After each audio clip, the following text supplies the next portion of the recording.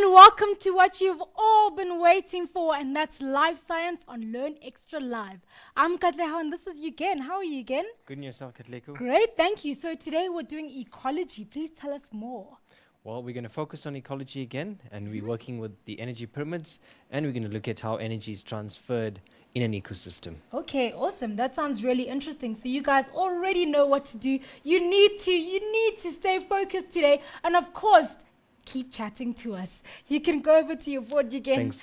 So guys, you know exactly how to get hold of us. We have our Facebook page, facebook.com/learnextra, and we have our Twitter handle @learnextra. So just make sure that today you are the ultimate mindsetter, because I already know that Life Science, I was telling you again that Life Science is actually one of our mindsetters' favorite shows, and you guys tell me all the time how you love it. So today, show me how you love it and chat to us, please, guys. I am looking forward to you. I'm looking forward to you guys being on the show today. Over to you again. Thanks, Katleko. Well, guys, I know it's your favorite subject, and let's enjoy this next hour. And as a matter of interest, do you guys remember why this is an important week? Yes, it's Arbor Week, and all that ties in with what we're doing today. And we're going to stress on how important plants are in the environment, and today we're going to look at how plants convert that energy that we need. And if they were not around, we obviously would not survive. And hence, do your bit. Plant a tree this week. Look after the trees, water them, nurture them.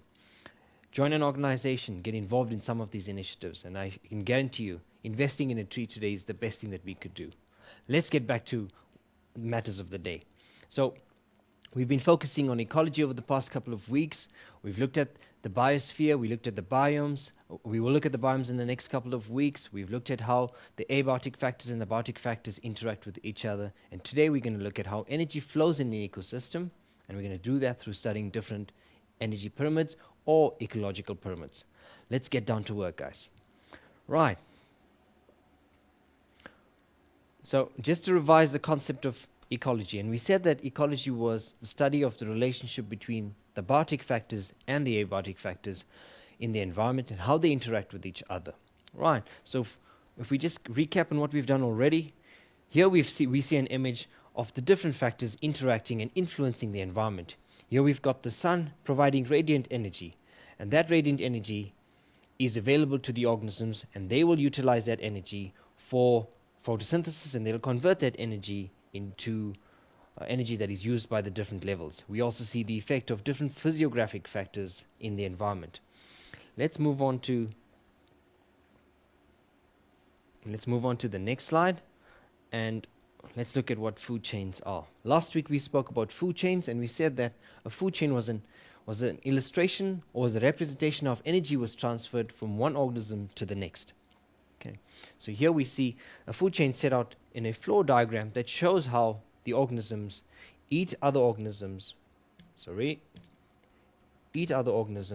and are in turn eaten by themselves.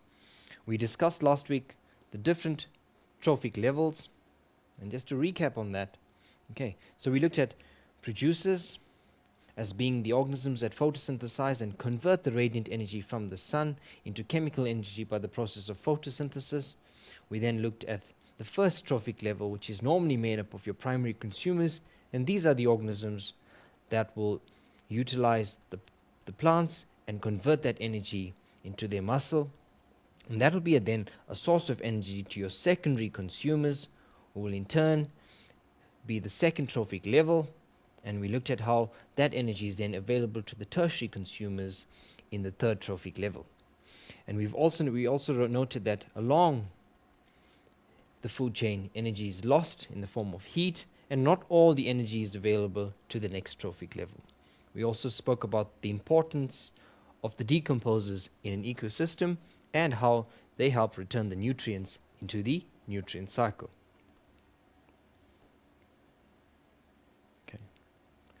We also looked at food webs, and we said that food chains do not exist exclusively by themselves. And in nature, we know that organisms have a variety of food on which they rely. And hence, in nature, in the wild, ecosystems, food chains are interconnected with other food chains.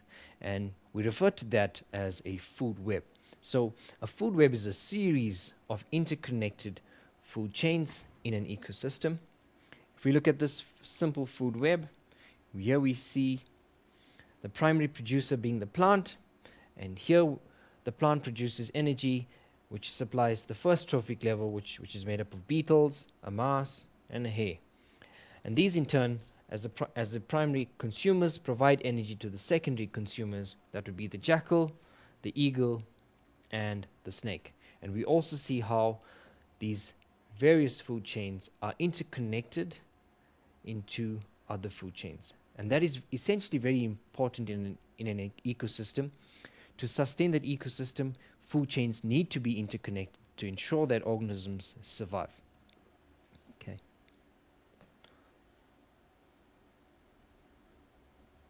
Right. Let's look at ecological pyramids today. So we looked at how food chains and food webs are interconnected. Today we're looking at how that energy can be represented in a pyramid. And often a pyramid is a different method of illustrating information. During your life sciences lessons, you probably plotted graphs, which are illustrations or methods of expressing data that is collected from an experiment. Here we have food pyramids or ecological pyramids, which can be used to illustrate or to show how information or energy is passed on from one trophic level to the next. So food chains are food webs that can be represented using a pyramid. A pyramid is simply a bar graph or a histogram that is turned onto its side. And if you look at it carefully, that essentially is a pyramid. And if we were to turn this around, that would give us a pyramid. So we could call this a representation, a pyramid being a representation of a bar graph where we orientate the graph so that it faces or it gives us the shape of a pyramid, as you'd see that there. There are usually more organisms found at the base or the start of the food chain than at the top. When we look at examples as we go through, we would see that the base of the pyramid is normally larger. It is an indication of a larger number of organisms or more energy available at that trophic level. Each level in a pyramid represents a trophic or a feeding level. And we discussed trophic levels last week. We spoke about the first trophic level being made up of the producers, the second trophic level being made up of your primary consumers, your secondary and tertiary consumers form the second and third trophic levels respectively. So each level in a food pyramid or in a pyramid represents the different trophic levels. An ecological pyramid will always give us an idea about the amount of energy that is available at each trophic level. If we look at this food pyramid, we see different trophic levels. This is the first trophic level, the second, the third, and obviously this would be the fourth trophic level. And if we can recall what we did last week, we said that the first trophic level was made up of our primary producers, and these would essentially be the plants that would photosynthesize and convert radiant energy into chemical energy that is then available to the next trophic level. The second trophic level in this case is made up of herbivores, and these are your primary consumers. Again, we discussed herbivores, and we said that herbivores were plants that were organisms that exclusively fed off plant material. And here you would see this is a beetle, here we've got a rodent, a squirrel, and you've got some birds that exclusively feed on these plants. On the third trophic level here, we find that we've got our secondary consumers, which could be made up of both omnivores and carnivores. And to recap on what omnivores was, omnivores refer to organisms that feed on both plant and animal material, and your carnivores refer to organisms that feed exclusively on the meat or do not eat plants. Okay, right on the top, on the fourth trophic level, we have the top carnivores, and this forms the tertiary consumers. And in this pyramid, you can clearly see that as we move up to the top, the amount of energy available decreases. Something else that we also note is that the size of the organisms gradually decreases, and the amount of energy decreases as well. Very important, at the base of this pyramid, we find decomposes. And these decomposes, we discussed their importance last week, and we said that they play a very important role in converting dead organic matter returning that back into the soil so that it could replenish and return into the nutrient cycle so that it's available to producers all over again. Okay. When we study pyramids, there are three different types of pyramids that we look at. We look at a pyramid of numbers. That's obviously the illustration of the number of organisms in a food chain. We could also represent in food pyramids showing their biomass, and we'll discuss more about biomass as we get to that. As well as we could look at the representation of a food chain using the pyramid of energy, which is essentially showing how energy is transferred from one trophic level to the next. Let's look at the number of the pyramid of numbers in the next slide. Okay, right. So a pyramid of numbers will illustrate the number of individuals at each trophic level. We'll find that the producers are the most numerous, and they will form the base of the pyramid. In any food chain, we saw that producers will always be the organisms that produce the energy. We said that they can photosynthesize because they contain chlorophyll and they can convert that energy into chemical energy. And hence, at most pyramids, the producers would be made up of plants that are capable of photosynthesizing. Okay. The number of organisms in each trophic level become fewer as we move up the pyramid. And we'll talk about this in a little while. Let's look at this pyramid. This pyramid illustrates the number of individuals at each trophic level, so we will call this a number pyramid. Here we see the number of producers in this pyramid. There are 5 million producers. This obviously refers to the plants in an area. These obviously then provide energy and they provide food to the second trophic level, which is made up of herbivores. And if you think about the relationship between the plant and the herbivores, there will always be less herbivores available. So this is a 700,000 herbivores which feed off the plant material. In turn, these herbivores are a source of energy to your carnivores, and we have 3,000 carnivores that feed off herbivores. And right on the top, on the fourth trophic level, we've got our tertiary consumers, and these would be your predators, and these are only 10 in number. So what we see as we gradually move up this pyramid, that the numbers of the individuals at each trophic level decrease.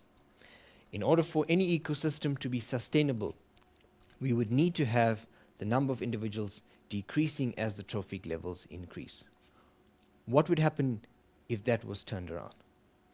Simply, what would happen if the tertiary consumer numbers were 1,000? Would there be enough energy available from the secondary consumers? More than unlikely. This simply means that in order for an ecosystem to be sustainable, the number of individuals at each trophic level will gradually decrease so that the energy available can sustain the needs of each trophic level. Very good. Let's move on.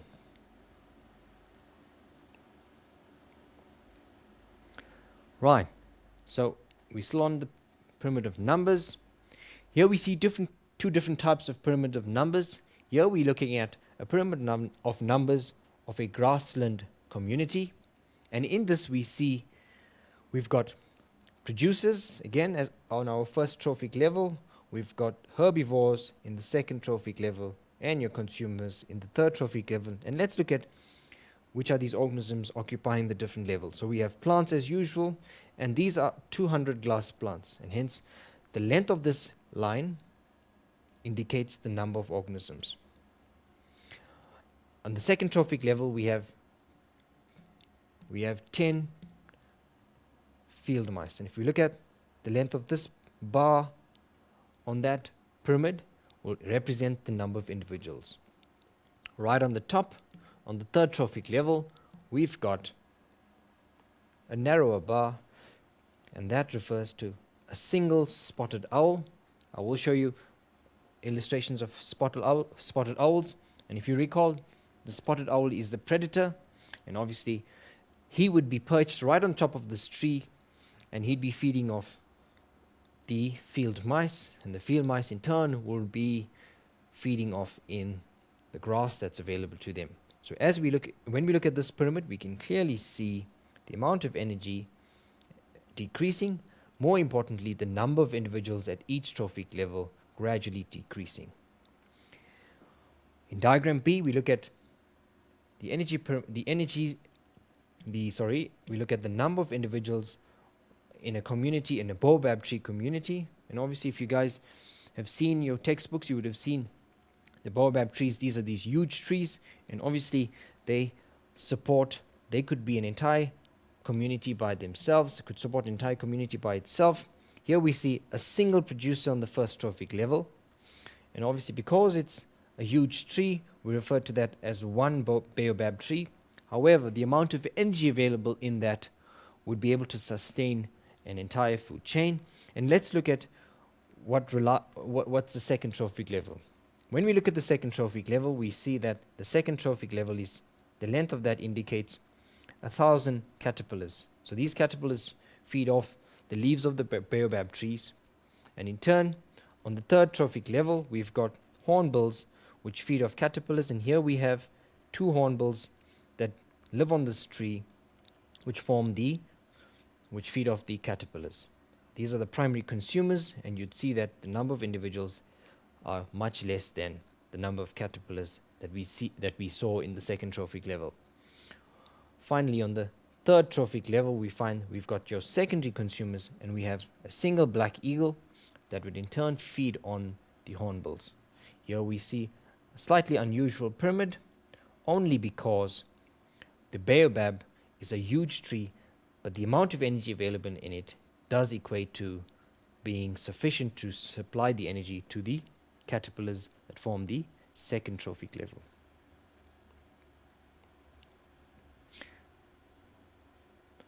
So why does that energy decrease as we move on to the next trophic level?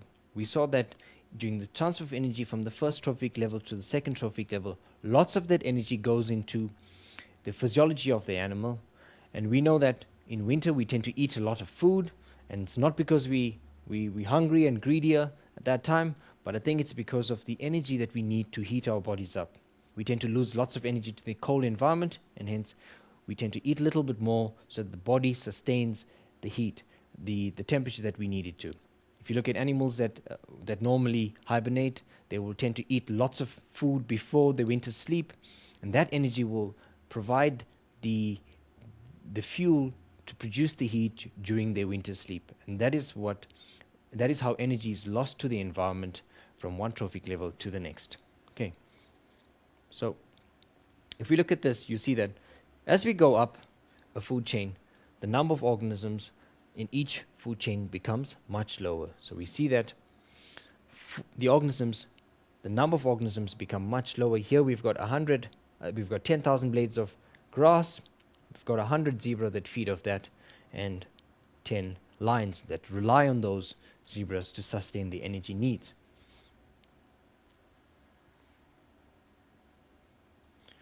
Right. The next... Again, before you start on that, would we go for an ad break? Would you like to? I'd love to have an ad break. Okay, let's you guys can catch up. And yeah. Yeah, guys, let's go for a quick ad break just so that you guys can get your minds refreshed and ready for the next segment. See you now.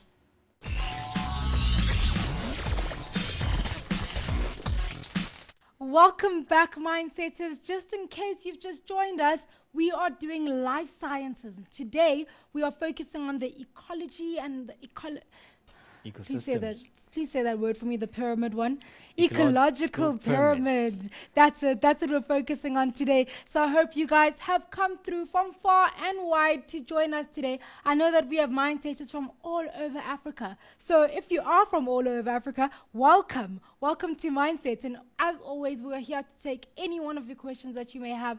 I know that you guys have done this in grade 8 and 9, but it's so nice that it gets deeper now that you're in grade 10 and you know so much more so that you can base your knowledge on every single thing that happens in life sciences. Over to you again. Thanks, Katleko. Guys, what's interesting is that we do the basics, but remember that in an assessment, in an exam, your teachers are going to assess you based on a situation. They're going to give you a case study, and then you'd need to apply these basic concepts. So you definitely will need to know your basic concepts, and that's what we're trying to do today. And yes, remember that ecosystems, environment, ecology can be a tongue twister at times. So let's give Katleko a little break. Let's go on to pyramids of biomass. Right. So so when we talk of biomass, we refer to the total mass of living organisms per unit area in a particular environment. So biomass will refer to the total amount of energy per unit area in a living organism. So what will a biomass pyramid illustrate to us? What will it show us? Okay. Firstly, it'll show us the mass of organisms at each trophic level, and we'd expect that as we have lots of plants, the mass of the plants would be the most. We know that we spoke of the baobab tree, and a baobab tree would be a huge tree. And Katleko is actually putting up a picture of a baobab that you guys can have a look at if you haven't seen one. These are huge trees, and hence the amount of biomass in that tree would be huge. Okay. Also, a pyramid of biomass will also show you how we will see at the base that the base would be the greatest in terms of it has the most amount of energy in it. The biomass of an organism progressively decreases, again, as we'd seen in the other food chains, as we move higher up the food chains.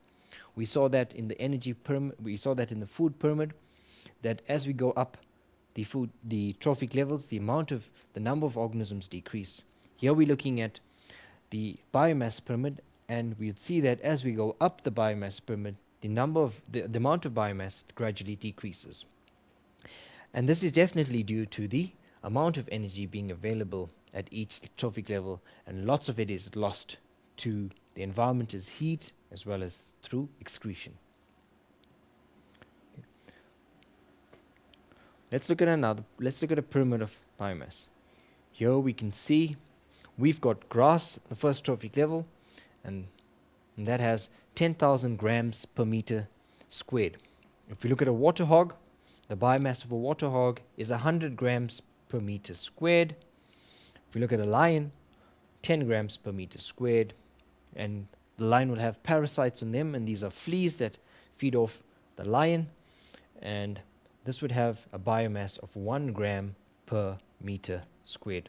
And what you'd notice here is that as we go up onto the different trophic levels, the amount of energy or the biomass gradually, I wouldn't say gradually, I'll say significantly decreases. And you can see that decrease from 10,000 grams per meter squared to 100 grams in the second trophic level to 10 grams in the third trophic level to finally 1 gram in the fourth trophic level. Okay, let's look at a few more biomass pyramids. Okay, let me just go back. Right, so we looked at that.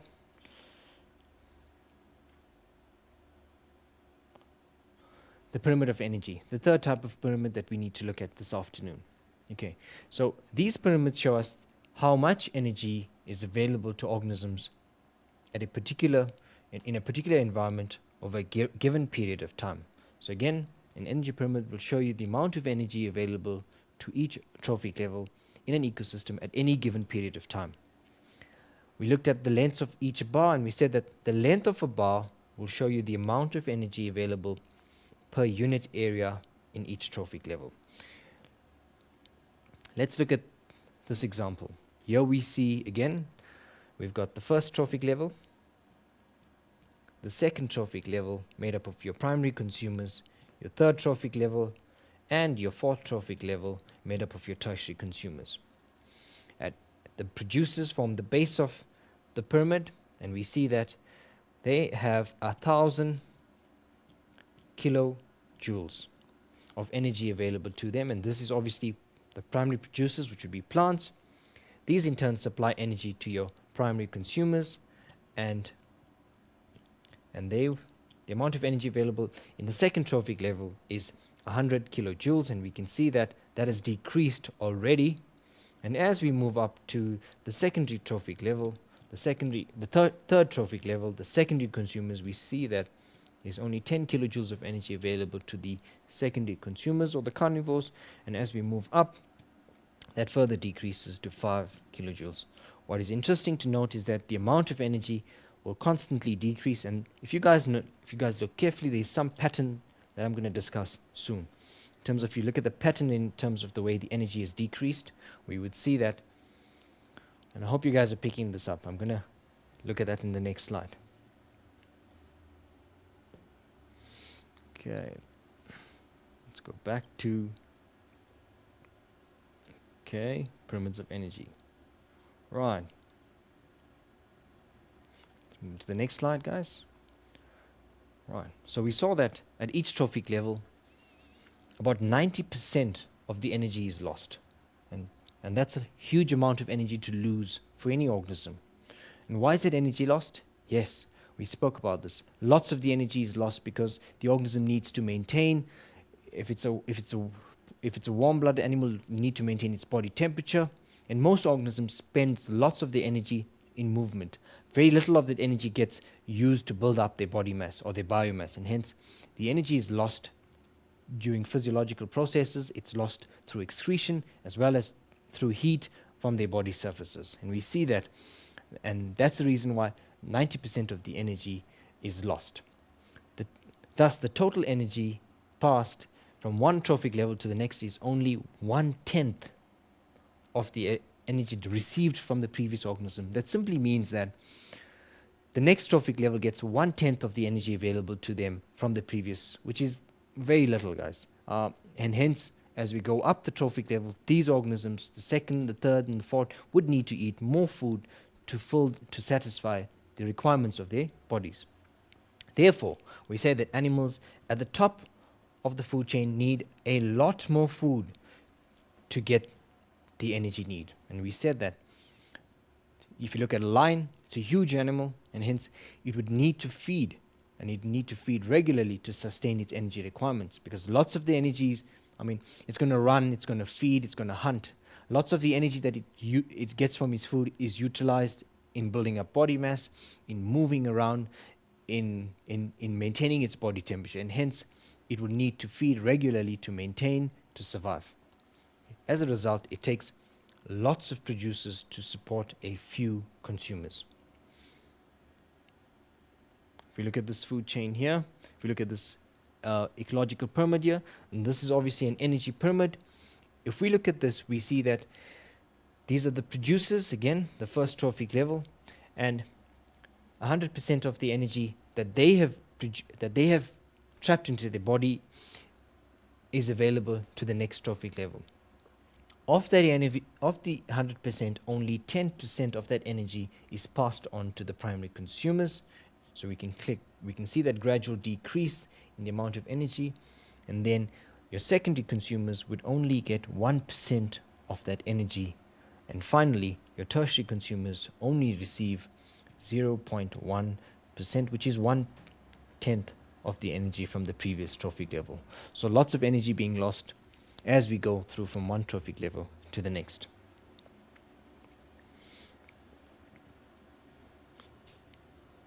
Here's another example. So the total energy that is passed from one trophic level to the next will always decrease by 1/10 that it receives from the previous organism.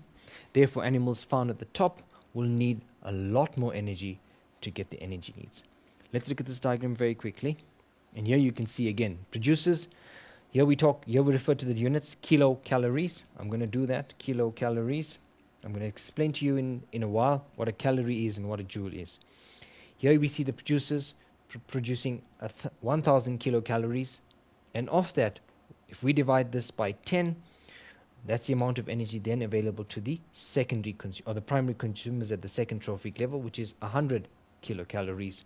Again, divide that by 10 kilocalories would be available to these rodents, which are the secondary consumers, and they will in turn provide only 1/10 of the energy available to them to the tertiary consumer. So that would mean that the owl in this food chain only receives 1 kilocalorie of the energy from the secondary consumers. Okay. So how is food? Right. So earlier on I spoke about a kilojoule. and now I mentioned a calorie. And I'm sure you guys, when you've eaten a snack bar or maybe a packet of chips, and you would have seen at the back the nutritional information that refers to calories in joules. Let me explain to you what a calorie is and what a joule is. And it's important to know this because that would indicate to you the amount of energy that is available in a portion of food.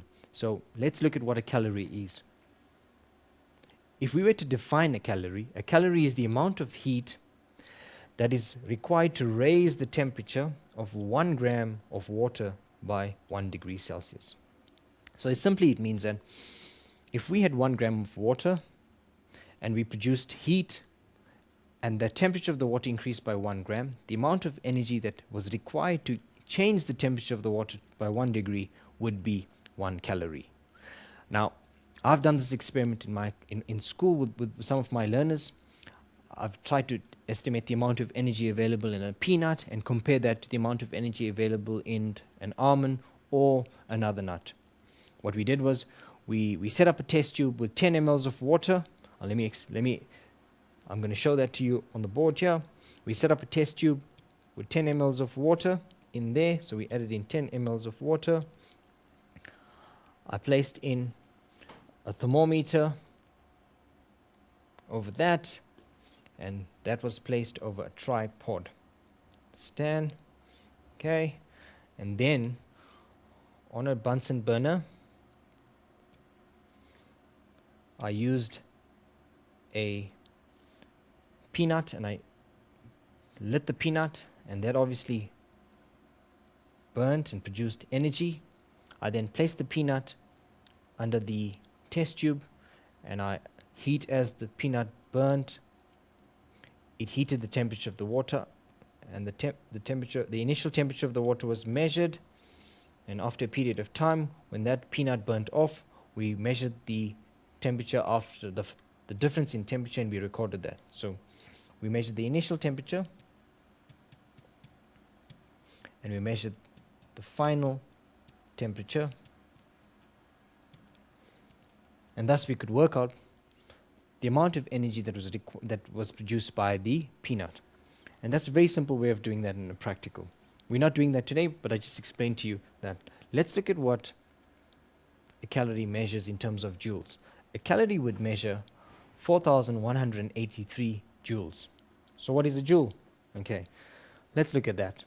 Okay, so this is a quantity that's used in physics, and we use this so a joule is equal to work done by a force of 1 Newton over a distance of 1 meter.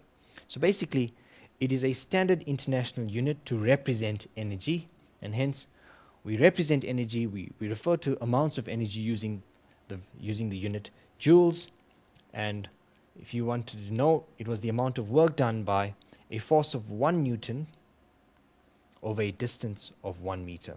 And that essentially, to that work, you would need energy, and that energy is measured in joules. Okay, right. We often come up with some unusual pyramids, in the sense that the shape of these pyramids are not what we normally see, and this would be because of the type of organisms that we'd find. Now, here I've got an image of, and you guys have probably not seen this, but these are images of aphids, and aphids are extremely they're microscopic, so you need a magnifying glass to have a look at them. They're extremely small, and these aphids are a delicacy for the ladybirds. So you find that ladybirds feed off these, and if you remember how small these ladybirds look, they're cute little red ones with little, and they feed off these aphids, which are extremely small, and aphids in turn are a sought after food by the robins, and these are larger birds. So on a rose bush, we've got one rose bush that supports 100. We've got one rose bush, and that's a rose bush, and on it we've got 2,000 aphids, and on as well as we've got 100. Let me just erase that for you guys. Okay, we've got 100 ladybirds, and we've got one. What was that? And that was, let's look at a robin. We've got one robin. If we look at this pyramid, it has an unusual shape only because, similar to the baobab tree, we're calling this plant, the rose plant, one organism, and here we refer to the aphids as individual organisms, and hence we see that these organisms, the numbers would gradually change and the shape of the pyramid would be very different from the conventional pyramids that we see. Let's look at a few other examples of some unusual pyramids. Here we see two unusual pyramids again. Here we're talking of 10,000 blades of grass, 100 zebra, a single line, and on that line we've got much smaller fleas, but the fleas are much smaller and hence the line many of them will be found on a line, and these are parasites, and 500. So if we refer to the amount of the numbers at different trophic levels, we'll see that these numbers gradually decrease, but increase here because the size of the organisms have decreased. Here we looked at that example already. We looked at the number of rose trees, the 2,000 aphids, 100 ladybirds, and one bird. Okay. Are you ready for a break again? Sure, that's been quick. We're going to go for a break and we're going to come back with some careers, possible careers in environmental science. Okay, awesome. So that's just to say that you guys must not move off your seats because it does get more interesting, just like everything else here at Mindset. See you after the break.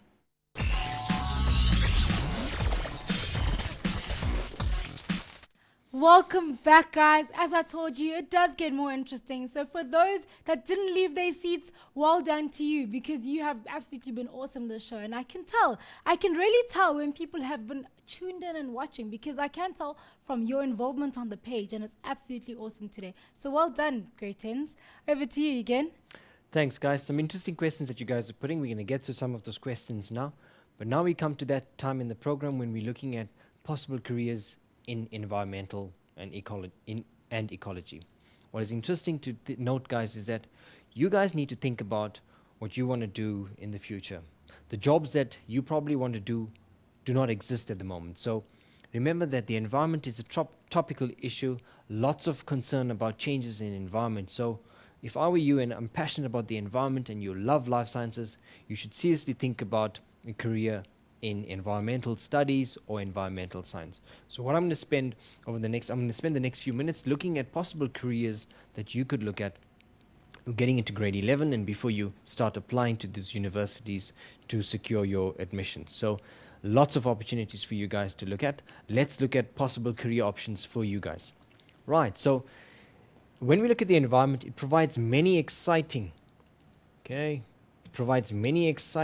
interesting, satisfying career choices that cover a range of fields and disciplines. And that's essentially what it is. It's not mundane. You're not limited to an office. You're not exclusively found on the field. And hence, you can fluctuate between, and if you're passionate about what you want to do, guys, let's look at it. Okay, working in an environmental field is rewarding. In an environmental field is rewarding because you contribute to maintaining and conserving the lifestyle that humans need to survive. And yes, guys, the environment is something that we all need to look after. We could make it a career as well as we could make it important to ourselves. So yes, why not earn some money from something that you enjoy? A career in environmental science will definitely be something that you would enjoy. Okay, so when we look at environmental studies, there are two main pathways that you could choose. You could look at social environment careers, or you could look at environmental science. We're going to look at each one of them and how these fields break up further. Right, so let's look at social environmental careers. Now, this would be a career that is centered on humans and their relation with the environment. And we see that sometimes people are passionate about interacting with people, and hence you're not exclusively isolating yourself. You're not in the field. You're still interacting with people. And let's look at how you could do that. And there's some interesting opportunities. We live in a country that is rich in biodiversity, that attracts lots of tourists every year to our countries. We've got the big five that people will constantly visit our countries for. And yes, guys, here's an opportunity for you to get involved. Ecotourism. You could look at ecotourism or being a guide or a specialist in a specific area. Okay, and lots of money to earn, guys. And the most important thing is that you're going to be enjoying being in nature and interacting with the environment. Another option would be an environmental journalist. And if you read through most of the tabloids, you'll see that there's always a column on environment and changes in environment. And yes, many of the TV channels cover documentaries, and you know the important documentaries, and you often watch them. And these would be these would be covered by journalists, and hence you would go out and you would cover different stories, and that would be very interesting as well. You could also get involved in communities conservation and rural development a rural development specialist. You could get involved with community projects. You could develop greenhouses. You could develop plantations, and that would mean that you again involved at a community level as well as developing communities. Very important part in developing the nation. You could also become an environmental education teacher, and the benefits of that, yes, guys, are coming to mindset. You could also become an environmental lawyer.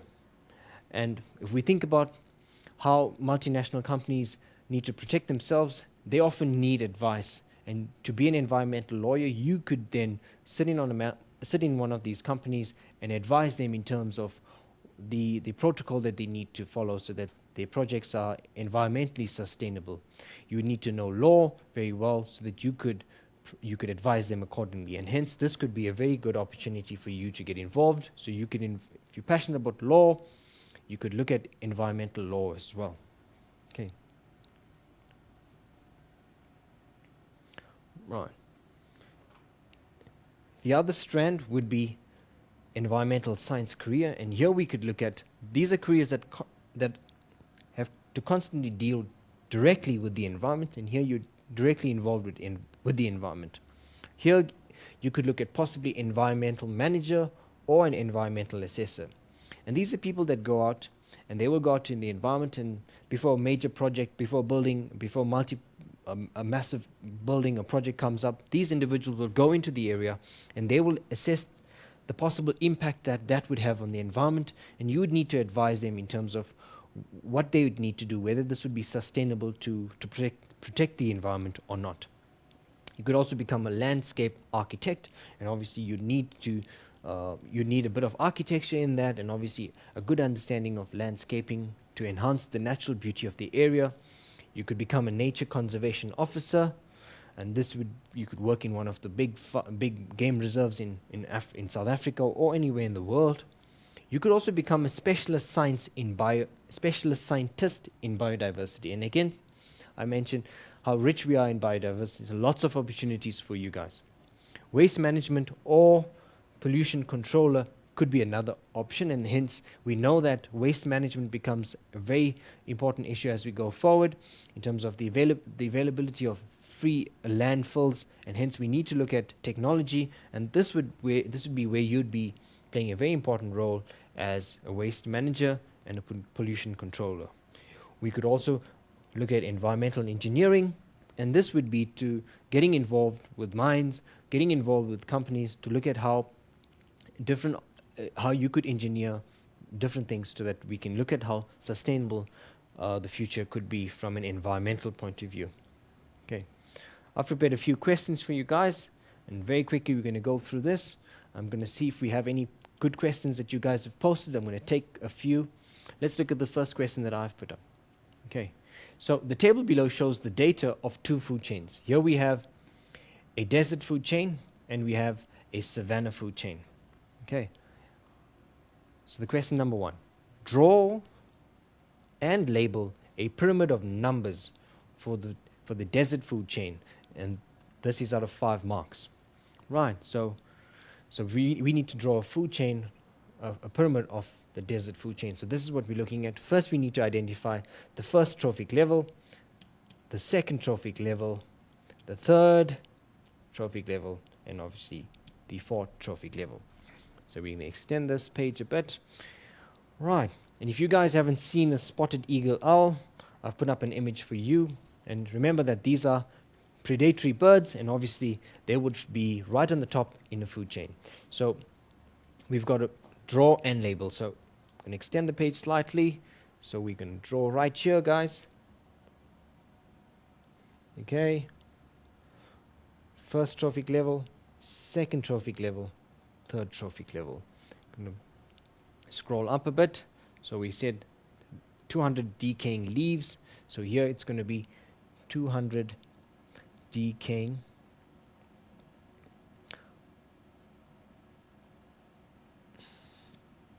leaves. Okay. We then look at 50 beetles.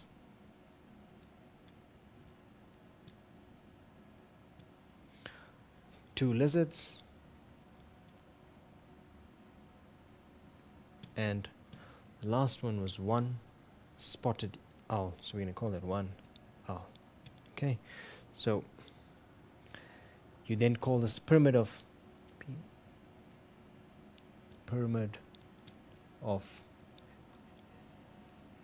desert biome, and that would be showing you the numbers. Okay, and here we can clearly see the numbers of individuals in that food in that number pyramid, and they decrease as we go up the pyramid. Go on to the next question. This is quite an interesting question. Draw and label a pyramid of biomass for the savanna food chain. Use the mass given in the table to answer this question. Okay. When you have to draw a biomass pyramid, you'll have to look at the amount of energy available in each organism and multiply that by the number of organisms in that food chain.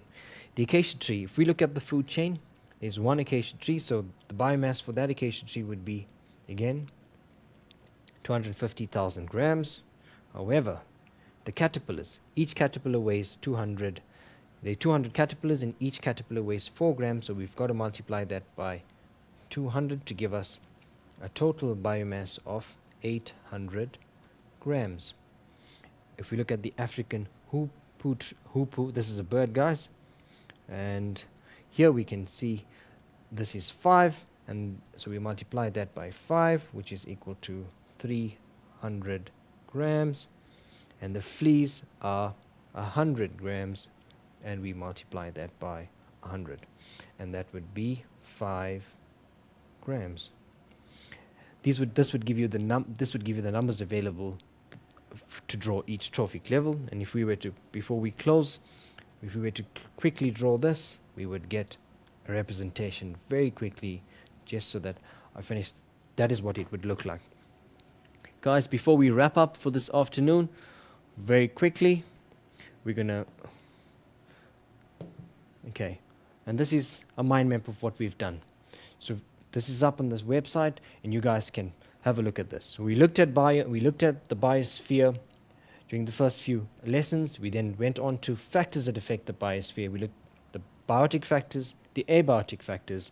We then went on to looking at energy flows through an ecosystem. We looked at food chains, trophic levels. We also looked at the nutrient cycle and the various cycles.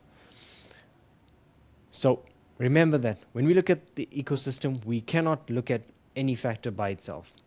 All the factors are interrelated and they interact with each other. Stay in touch, guys. You guys need to catch up. Look at these notes. Refer to these notes regularly. What is important is that you guys will always need to refer to your notes and make sure that you prepare mind maps. An excellent tool to prepare for when you're studying for your exams. Look at your notebooks, look at your textbooks, make your notes, guys. Highlight things that are important. Prepare these mind maps and refer to them constantly when preparing for your exams. From my side, enjoy the rest of the afternoon and look forward to seeing you soon.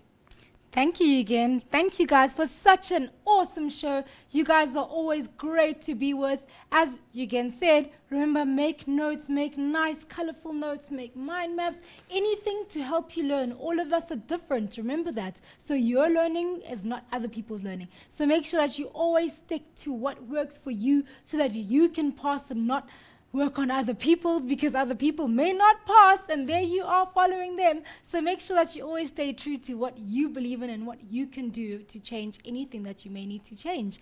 From me, guys, bye-bye. See you next time.